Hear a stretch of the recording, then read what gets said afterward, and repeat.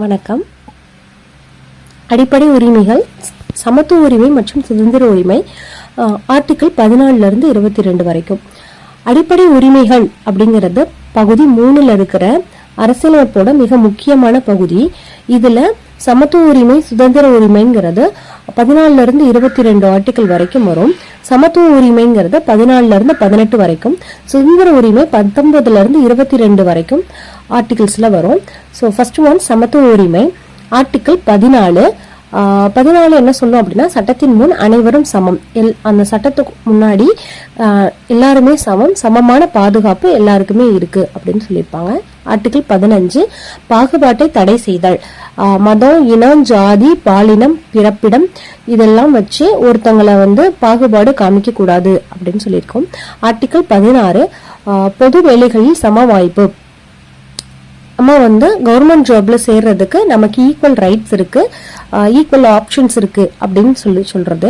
Article 17 தீண்டாமை ஒழிப்பு, தீண்டாமை எந்த ஒரு வடிவத்திலையும் கடைபிடிக்க கூடாது, அப்படி பண்றது ஒரு தண்டனைக்குரிய குற்றம் அப்படின்னு சொல்லியிருக்கோம்.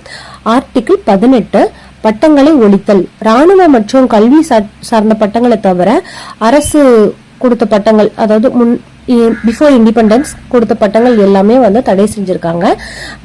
வெளிநாட்டு பட்டங்களையும் குடியரசுத் தலைவரோட அனுமதி இல்லாம நம்ம பெற முடியாது. செகண்ட் ஒன் சுதந்திர உரிமை, ஆர்டிகிள் 19 இருந்து 22 வரைக்கும்.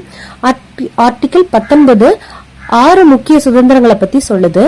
அதுல 19(1)ல A, 19(1)ல B அப்படின்னு G வரைக்கும் வரும். ஸோ ஃபர்ஸ்ட் A பேச்சுரிமை மற்றும் கருத்து தெரிவிக்கும் உரிமை, B ஆயுதங்களின்றி அமைதியான முறையில் கூடுவதற்கான உரிமை, C சங்கங்கள், அமைப்புகள் அல்லது கூட்டுறவு சங்கங்கள் தொடர்வதற்கான உரிமை, D இந்தியாவில் எந்த பிளேஸ்லனாலும் நம்ம போயிட்டு வரலாம், E எந்த பகுதியிலனாலும் நம்ம தங்கிக்கலாம், இந்தியாவில் எந்த பகுதியிலனாலும் தங்கிக்கலாம்.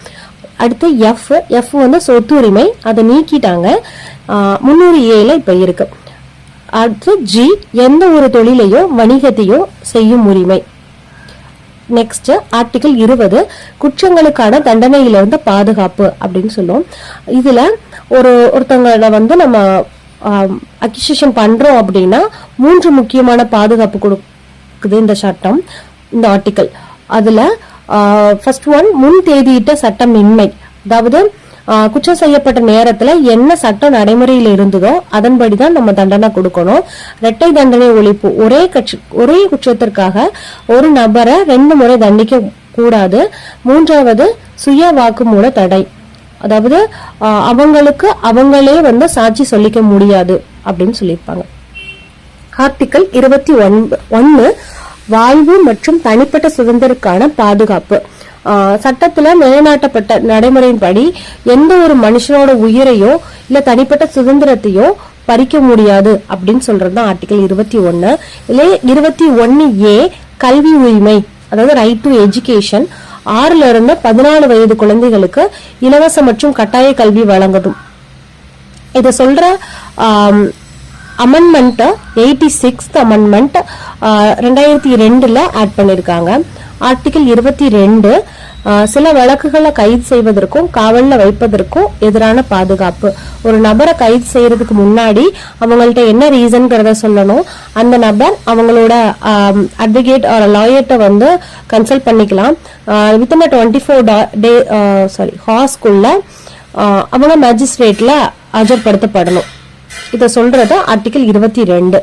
ஸோ இதுல அவசர நிலை பிரகடனம், அதாவது விதி 352 கீழ ஆர்டிகிள் 19 உள்ள எல்லா சுதந்திரமுமே ரத்து செய்யப்படலாம். ஆனா ஆர்டிகிள் 20 and 21 இருக்கிற இந்த ரெண்டையுமே எந்த சூழ்நிலையிலுமே ரத்து செய்ய முடியாது. இத சொல்ற சட்ட திருத்தம் 44வது சட்ட திருத்தம் 1978. நன்றி.